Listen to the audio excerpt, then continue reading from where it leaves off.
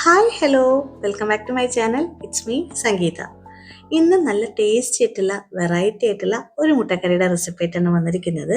ഈ ഒരു മുട്ടക്കറി നിങ്ങൾക്ക് ഗസ്റ്റ് ഒക്കെ വരുമ്പോൾ ഉണ്ടാക്കാൻ പറ്റുന്ന ഒരു കറിയാണ് കേട്ടോ.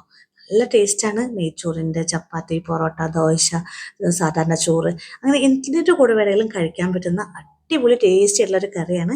എങ്ങനെയാണ് ഉണ്ടാക്കുന്നതെന്ന് നോക്കാം. വീഡിയോ സ്കിപ്പ് ചെയ്യാതെ മുഴുവനായിട്ട് കാണുമെന്ന് പ്രതീക്ഷിക്കുന്നു. മുട്ടക്കറി ഉണ്ടാക്കാനായിട്ട് ഞാൻ ദേ 5 മുട്ടയാണ് എടുത്തിരിക്കുന്നത്. അത് നമുക്കൊരു വലിയ ബൗളിലേക്ക് പൊട്ടിച്ചൊഴിച്ച് കൊടുക്കാം.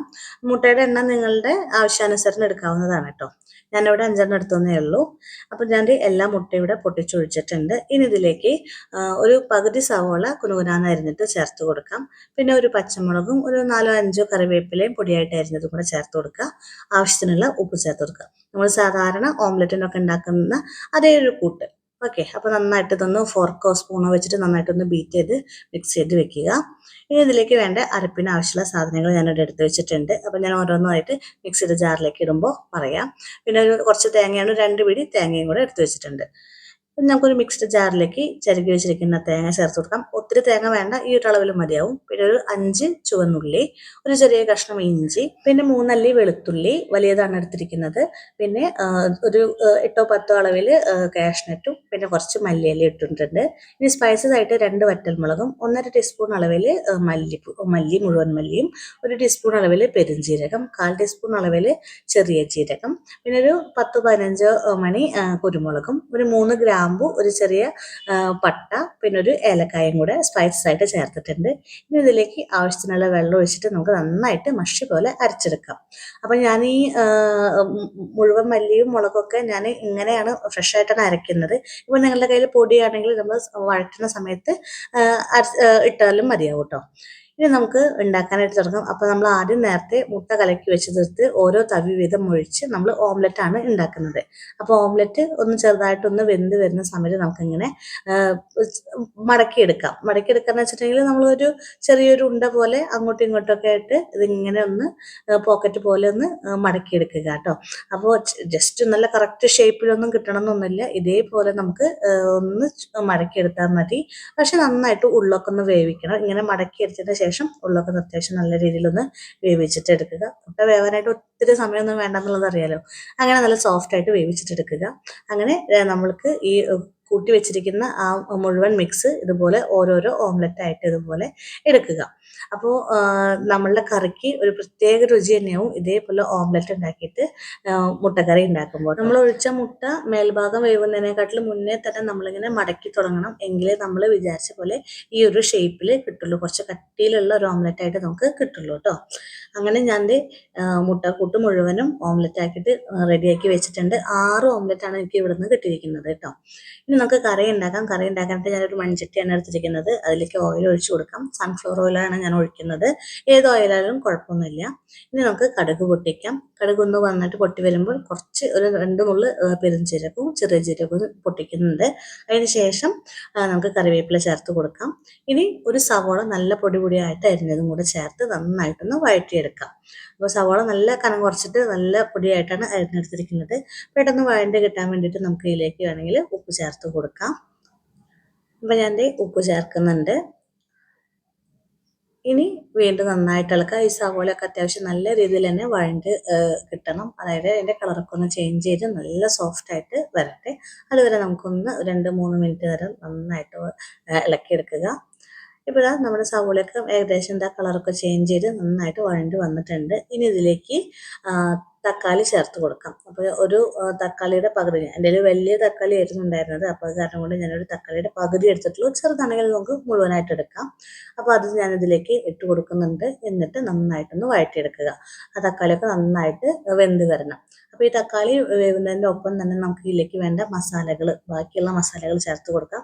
അപ്പോൾ നല്ലൊരു കളർ കിട്ടാൻ വേണ്ടിയിട്ട് കശ്മീരി മുളക് പൊടിയാണ്, ഒരു ടേബിൾ സ്പൂൺ കശ്മീരി മുളക് പൊടിയും, പിന്നെ ഒരു 1/4 ടീസ്പൂൺ അളവിൽ മഞ്ഞൾപ്പൊടിയും, ഒരു 1/4 ടീസ്പൂൺ അളവിൽ ഗരം മസാലയും ചേർക്കുന്നുണ്ട്. ബാക്കി മസാലകളൊക്കെ നമ്മൾ അരപ്പിൽ കൂട്ടിച്ചേർത്തിട്ടുള്ളതാണ്.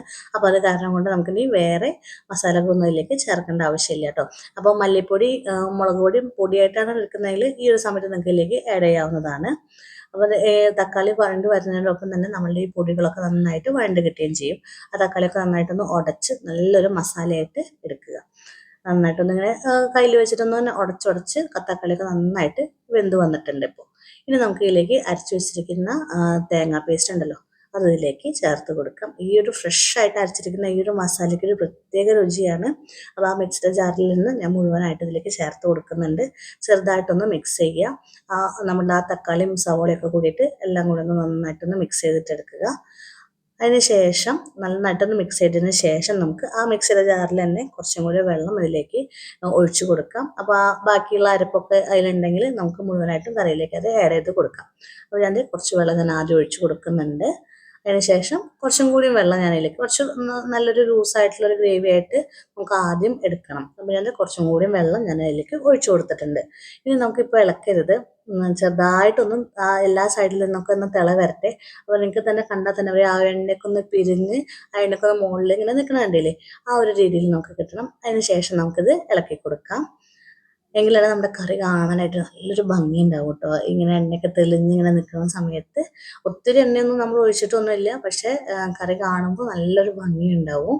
ഇനി നന്നായിട്ട് കറിയൊക്കെ തിളച്ച് വരട്ടെ. അപ്പോൾ ഇപ്പോൾ നല്ല ലൂസായിട്ടാണ് തോന്നുന്നെങ്കിലും ഇത് ഇരുന്ന് കുറുകുന്ന കറിയാണ്. കാരണം കാഷ്നട്ടും തേങ്ങയൊക്കെ അരച്ചിരിക്കുന്ന കാരണം കൊണ്ട് തന്നെ ഇത് ഇരുന്ന് കുറുകും. അപ്പോൾ നന്നായിട്ട് കറി തിളച്ച് വന്നിട്ടുണ്ട്. ഇനി നമുക്കൊരു 3 മിനിറ്റ് നേരം അടച്ച് വെച്ചിട്ട് കറി ഒന്ന് തിളച്ചൊന്ന് കുറുകി വരാനായിട്ട് വെയിറ്റ് ചെയ്യാം. അപ്പോൾ ഞാൻ എന്താ ഒരു അടപ്പെടുത്തിട്ട് ഇതിങ്ങനെ മൂടി വെക്കുന്നുണ്ട്. ഒരു 3 മിനിറ്റിന് ശേഷം നമുക്ക് തുറന്ന് നോക്കാം.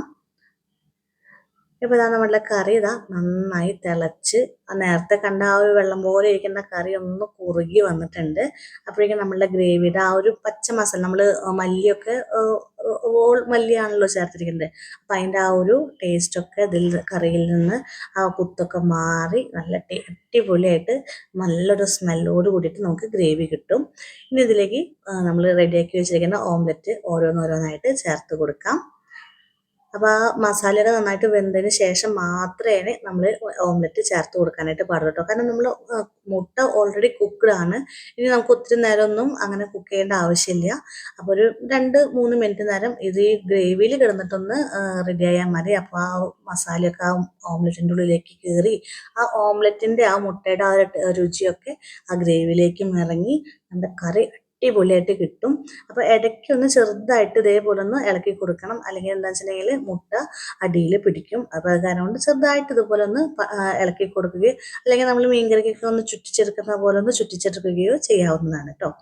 2-3 മിനിറ്റിന് ശേഷം നമുക്ക് അവസാനമായിട്ട് കുറച്ച് മല്ലിയില അരിഞ്ഞതും കൂടെ ചേർത്ത് കൊടുത്ത് നമുക്ക് ഫ്ലെയിം ഓഫ് ചെയ്യാം. അപ്പോൾ അടച്ച് വെക്കുന്നതിന് മുന്നായിട്ട് നമ്മൾ മൺചട്ടി ആയ കാരണം കൊണ്ട് തന്നെ നിന്ന് തിളയ്ക്കും.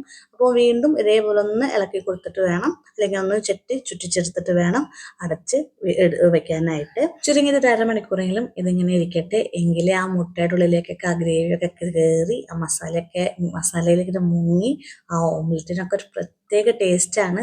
നിങ്ങളെല്ലാവരും ഒന്ന് ട്രൈ ചെയ്ത് നോക്കണം. ഗസ്റ്റൊക്കെ വരുന്ന സമയത്ത് നമുക്ക് വെറൈറ്റി ആയിട്ട് ഉണ്ടാക്കി കൊടുക്കാൻ പറ്റുന്ന ഒരു അടിപൊളി മുട്ടക്കറിയാണ്.